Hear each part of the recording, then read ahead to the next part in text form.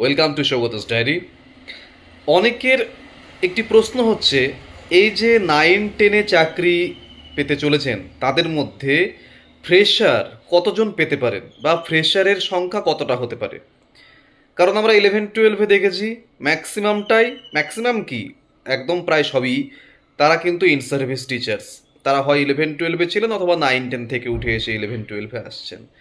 তাহলে এই যে 9-10-এর ইন্টারভিউ সামনে হতে চলেছে, এখানে কি ঘটতে চলেছে দেখুন। কতটা কি ফাঁকা হবে, এই যে যুক্তিবুদ্ধি আপনারা খাটাচ্ছেন, এটা কিন্তু ডিপেন্ড করছে একটা জিনিসের উপরে, মানে 11-12-এ যারা পেয়ে গেছেন তারা কি এখানে আসছেন না আসছেন না, এটাই হচ্ছে লাখ টাকার প্রশ্ন। এবার একটু ভালো করে বিচার বিশ্লেষণ করে দেখুন তো, যদি আপনি তাদের জায়গায় থাকতেন, আপনি 11-12-এ পাননি, 9-10-এই পেয়েছেন ধরুন, কিন্তু আপনি যদি দুটোই পেতেন তাহলে কি করতেন?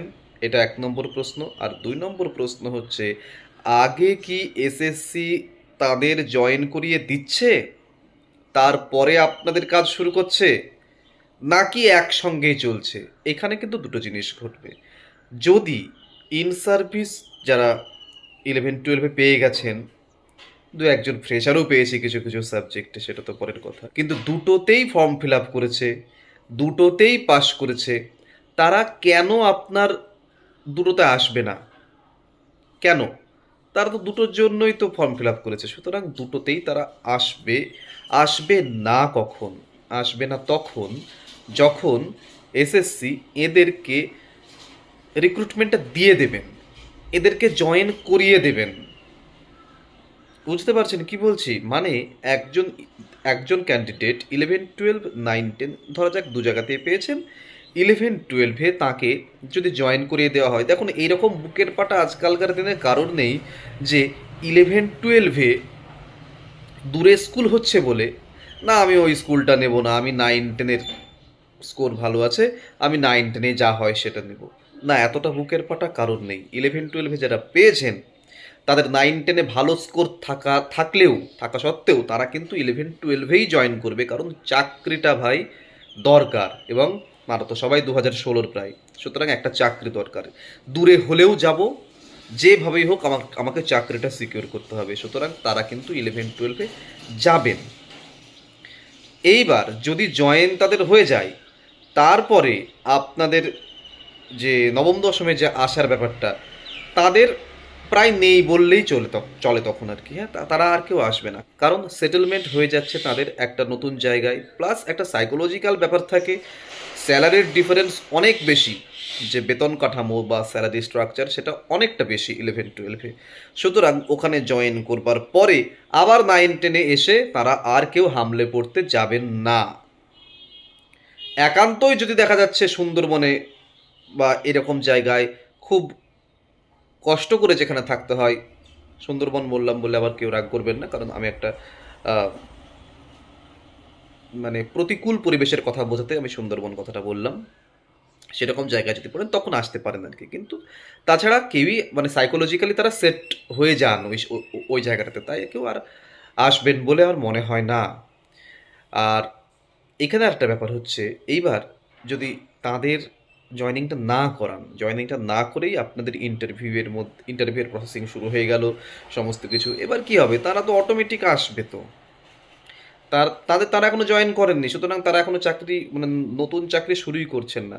তারা ইন্টারভিউ আসবেন, ইন্টারভিউ আসলে আবার ব্লক হবে জায়গাগুলো, এ তো চলতেই থাকবে। একবারই খুব সম্ভবত চেয়ারম্যান অথবা আমাদের শিক্ষামন্ত্রী ব্রাত্য বসু, তিনি আমার ঠিক মনে পড়ছে না কে যেন, মানে এদের দুজনের মধ্যে কে একটা আনঅফিসিয়ালি একটা জায়গায় হয়তো সামনে মাইক্রোফোন রাখা ছিল আমার যতদূর মনে পড়ছে, তারা কিন্তু বলেছিলেন যে 11-12-এর প্রসেসিং সম্পূর্ণ শেষ করে 9-10-এ হাত দেবে। এটা যদি হয় তাহলে 9-10-এর জন্য, 9-10-এর ইন সার্ভিস টিচার বলুন বা 9-10-এর ফ্রেশার বলুন, তাদের ক্ষেত্রে কিন্তু খুব সুবিধা, প্রচণ্ড সুবিধা তো তাদের ক্ষেত্রে, কারণ গোটা মাঠটা একদম ফাঁকা থাকছে শুধুমাত্র তাদের জন্য। কিন্তু জয়নিং না করালে কিন্তু তারা আসবে। আর আজকালকার দিনে না এই জিনিসগুলো, অনেকে ভাবে যে আপনি তো 11-12 পেয়ে গেছেন, কেন একটি বেকারকে এই করছেন? আরে ভাই, এইসব জিনিস কেউ দেখে না। এই সমস্ত বস্তা পচা কনসেপ্টগুলোকে ছাড়ো। এই সমস্ত আমি আমি বলছি না যে সেলফিশ হও, কিন্তু এটুকুই বলবো যে পাগলেও নিজের ভালো আগে বোঝে। তাই দয়া করে কাউকে ওইসব রিকোয়েস্ট করতে যেও না যে ভাই তুমি তো 11-12 পেয়েছো, তুমি আর 9-10 এসো না। এইসব রিকোয়েস্টের কোনো দাম নাই, বরং ছোট হবে তার কাছে। মানে এমন একটা সময় তো আমাদের দেশে গিয়েছে যে সন্তানের থালা থেকে ভাত ছিনিয়ে নিয়ে বাবা খেয়েছে। মহামারী যখন হয় তখন তো এটাও ঘটে। হ্যাঁ, একটা মানে মানে সিরিয়ালে দেখা যেত আমাদের, আমি খুব ছোট্ট ছিলাম তখন দূরদর্শনে একটা সিরিয়াল হতো। তার যে ওই যে কি বলে শীর্ষ মন্তাজ যখন হতো আর কি, মানে যখন গানটা শুরু হতো সিরিয়ালের প্রথমে, তো সেই সময় ওই দৃশ্যটা ছিল খুব সম্ভবত ফ্রিডম ফাইটারদের নিয়ে এরকম কিছু একটা। তো দেখা যাচ্ছে ভাত, বাচ্চার থালা থেকে ভাত কেড়ে বাবা খাচ্ছে আর কি। ঠিক আছে, এই দৃশ্য তো আমাদের দেশে আছে। তো এই সমস্ত জিনিসগুলোর না কোনো দাম নেই যে আপনি পেয়ে গেছেন, আপনি প্লিজ আসবেন না, দয়া মানে আমাদের একটু দয়া করুন। হ্যাঁ, ফেসবুক পোস্ট করছেন, এগুলো করবেন না, এগুলো আরও ছোট হওয়া হয়। ঠিক আছে, বরং সরকারকে অনুরোধ করুন, এসএসসিকে অনুরোধ করুন যে 11-12টা ফুল প্রসেসিং আগে শেষ করে দিতে।